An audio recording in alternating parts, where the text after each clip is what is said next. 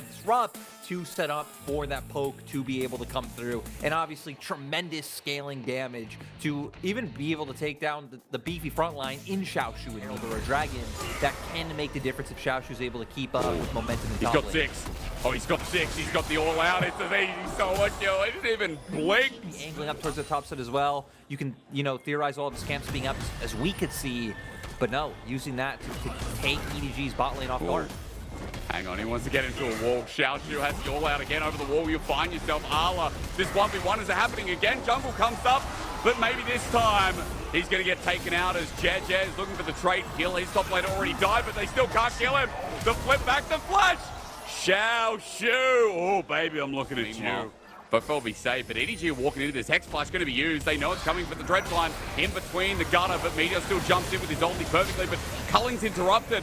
Mako again seems like he's intent on carrying this game. His Leaf Flash gets it! Now looking for Meteor. He's on an island though. Has Leaf just sacrificed his life? You know the answer. As Jin Zhao and Meteor run for their hills, the Shock Blast from Fofo for a 0.5 HP steal. The Shock Blast comes through, Jin Zhao with a flash. Oh, he gets him! How did Jin Zhao land that? But in the AoE, I don't like this one bit until Haichao comes in his angle. Beautiful, he gets over the wall, but Leave is spacing it out. LPC takes him down though, but he might go down with him as Fofo's still alive. Arla's there as well. When it comes to team fighting, EDG were born in it. Molded by him. Gonna potentially look for the engage. Do it again. Well, it's a beautiful one. Aquaprince sets it up and found out Meteor was picked on as Leave. Almost gets Jin Zhao, the flash forced away. He's frontlining again, he's frontlining again, he's frontlining again. And he pays for it. Now Mako's up next as Xiaoshu wants to carry this game, but Fofo has so much damage, and in fact it's Leave that kills him with a dead Coggy Doo-Doo. Fofo Maker is turning and burning. His dominance is popped by Arla with Aquaprince again. Mako needs a carry medal as Death Charge used on the lead. That'll pull him back, but Jin Zhao already at half HP. Watch out for that ulti as he flies through the sky. Jin Zhao burnt the flash before. Leave nukes him down, but not before Fofo gets the kill credit. Running forward is what EDG want to do this game as Haichao turns onto Arla, but as he flushes away, he gets out. Meteor too low to commit to the play. With that Red Maker is turning and burning. His dominance is popped by Arla with Aquaprince again. Mako needs a carry medal as Death Charge used on the lead. That'll pull him back, but Jin Zhao already at half HP. Watch out for that ulti as he flies through the sky. Jin Zhao burnt the flash before. Leave nukes him down, but not before Fofo gets the kill credit. Running forward is what EDG want to do this game as Haichao turns onto Arla, but as he flushes away, he gets out. Meteor too low to commit to the play. And a huge jump. This TP point from Haichao is the Hail Mary, but the next turret's already dead. Elder's still at work. Leave auto attack his way. Somebody save Meteor, but they can't. LPC takes an auto as Leave goes golden. Jin Zhao set up for the dredge line, but he flushes out of the way in the nick of time. Now Leave repositions auto attack. Xiaoshu runs him in, but he has no fear. Gigamore returns and he's here. A double kill, setting it up. Triple, no, Fofo! Fofo, I hate you! EDG. Playing that front line, allowing the damage to come off from Haichao and LPC, and then looking for the re-engage. The one difference they have is they have a lot more like long-range pick potential, right? You can use like open curtain call. Meteor's out. Meanwhile, the bottom lane, Leaf just ulted in melee range. Jin Zhao is now dead, and LPC goes wham, bam. Ooh. Number four, where is he? Where is she? Late as Fofo has to flash over the wall. Xiaoshu's here, he gets run into, but I think Fofo's just gonna die. As Haichao looks for the auto attack, the range won't be enough, so he goes to Hammer. And LGD get to pick up the back end. They get the Dragon as well. EDG, things ain't looking good here in game 2 as well. And we're getting to a point where EDG are gonna need to chill out, Leave, chill out.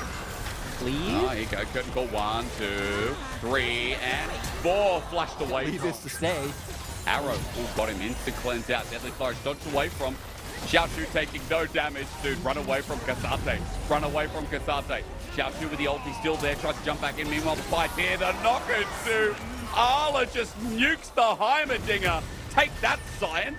As Xiaoshu now in a 1 versus 2. He's not going to be stunned up or slowed down. Leave's going to stand behind Frank the tank with a bit of a milk tank vibe going on at the same time.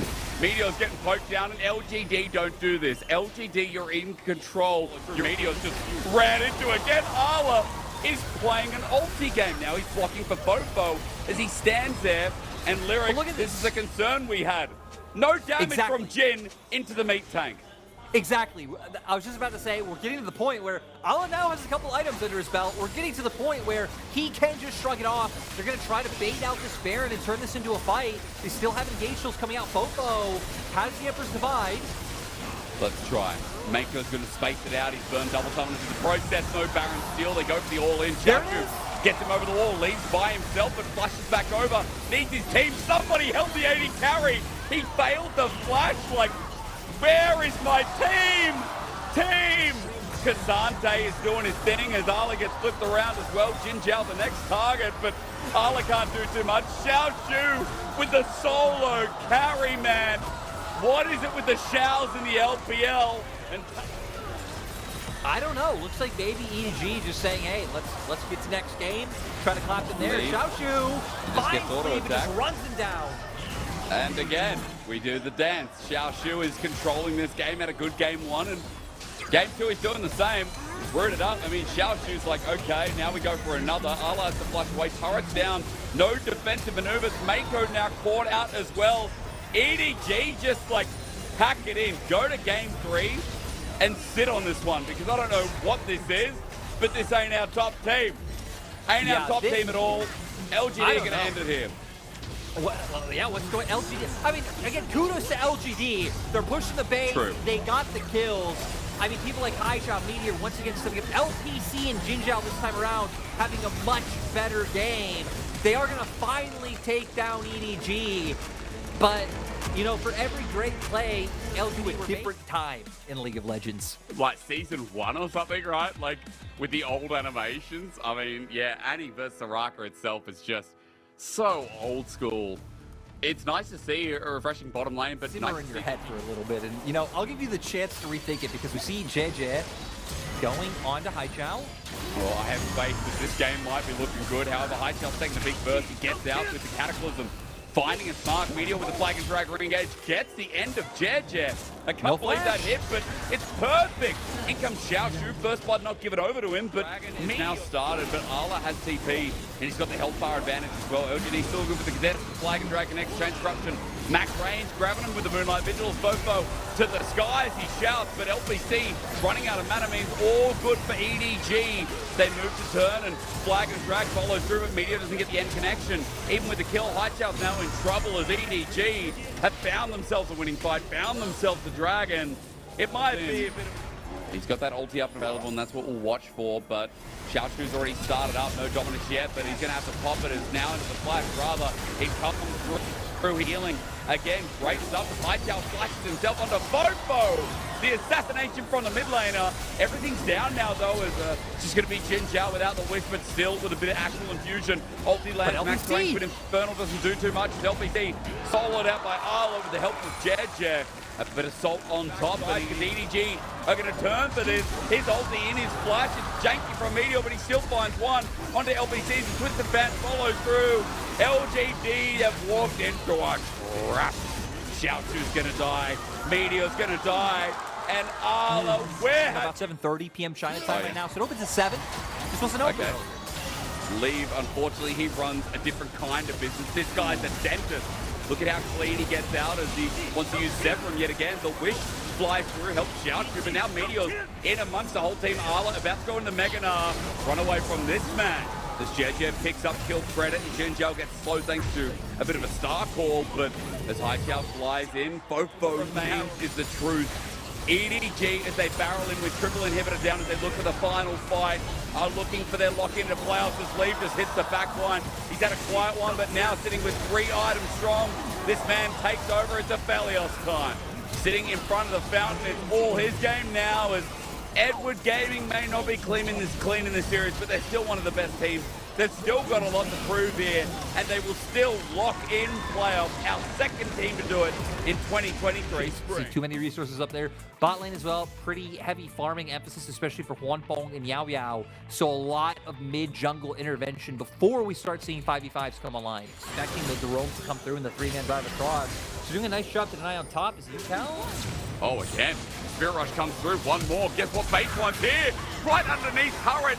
It is bullying night season, and Early that was able to get the second dragon. JG needs something as a response. Looks like Harold to the top might look for a dive. For the Forge God. Ah, no. Hoya. Not going as I thought you were going to say today is Kanavi. No, not today. Maybe it could be, though. Happy birthday again, Jamada. As Bake One tries to spin. He actually gets out of it. They use quite a lot. The flash, Kanavi. You demon. He hits the mark. As Hoya from the other side called the Forge God, layers up, hits Knight. Again, Wet Willy, round number 4. Forward and play the map has been really nice off the back. Kanavi, game of the week. Okay, again, here we go. Look at the damage already, though. Base One's hit pretty bad. Kanavi jumping in, but he's tanking up with 2 items. The health is there. He's healed up on his power. Kanavi has no fear. With Base One now running for his life. A scat of the week to connect again. Base One goes into second Munga form, but missing forces him to flash away with the stun. And 369. Hello? It's Base One, but the whole team's there. Will 369 stop? No, he continues to go forward. He flashes, in fact, gets the stun up, and does the damage. There's the ulti from long range. Ruler gets When they have things like Tibbers, they have the Moonlight Vigil, so they are not afraid, even with numbers disadvantage. He uses Bellows Press, but he just gets ulted. Knight as the execute at this point. One Fong has to run away, but look at Knight. He was bullied in the early game, and he's getting revenge. This is what you want to see out of anyone who's been bullied at this point. As Kanavi dodges the turret shot. JDG are in the base, and at 26 minutes, while mid looks doomed, the rest of the map bled out that hard that JDG ended this game number 1 before TT could even get the semblance of a team fight. That's what I call a top team. Yeah, JDG looking insane. Gonna be able to finish this one out, get themselves closer to being able to secure themselves in playoffs out. But in my mind, it's like, okay, how are TT gonna close these gaps? You're gonna assume a lot's gonna be on Yaya and Beitron's shoulders to make sure that Juan Fong is able to get in range to be able to deal consistent.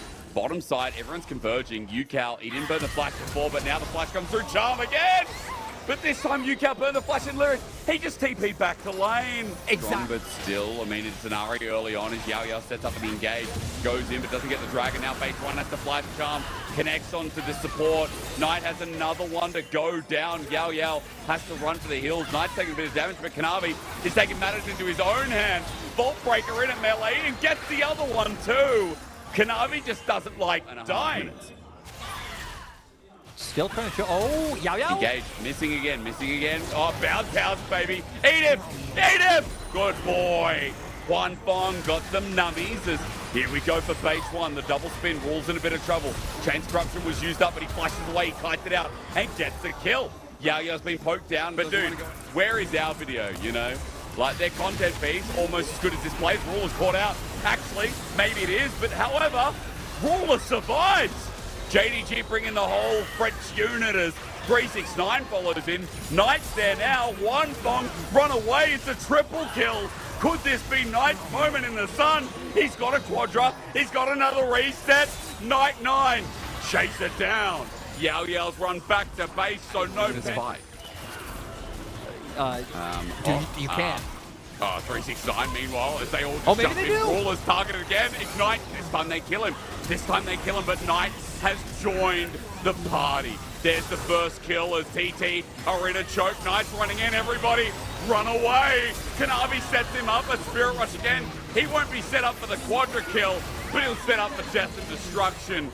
Jing Dong, a top tier talent. Knight, this is just a day in the office, dude, as he finds the gentleman Cho'Gath. Look for the final mark. One Fong will be ace, and Jing Dong able to show those performances right now, looking to collapse the Enchanted Crystal Arrow. It's perfect, isn't it? There's the charm. Knight again, 10-0 and 5, 15 out of 16 kill participation. All right, yes, Spirit Rush. Base One's there. Knight's thinking about going in again as TT are in the brush. He takes it, gets the charm. What? He hit the middle of the clone. Predicts it as Knight with the Spirit Rush. One more charge. Here comes the Ram Jam. The drain. Knight forces a flash. You absolute man. And Base One, meanwhile, hit by a charm. This guy is a magnet to them. Dead again. Knight basically got a solo kill as JDG want to end it right here and now. It's only 23 minutes in, but they've got 20 kills. A double for Knight. This is the game. He deserves the Penta, ladies and gentlemen, as Hoya flushes away. Knight needs that reset. He autos for it. They give him the triple. As JDG run up to the base, the flash from Kanavi. Knight not going to come through and pick up Quadra as the respawns are already there. But he's adding more and more glory to his great legacy and name. JDG's new mid laner, reunited with 369, is going to return to playoffs. And JDG, in 2-0 fashion, don't even break the 50-minute mark to show us they deserve to be...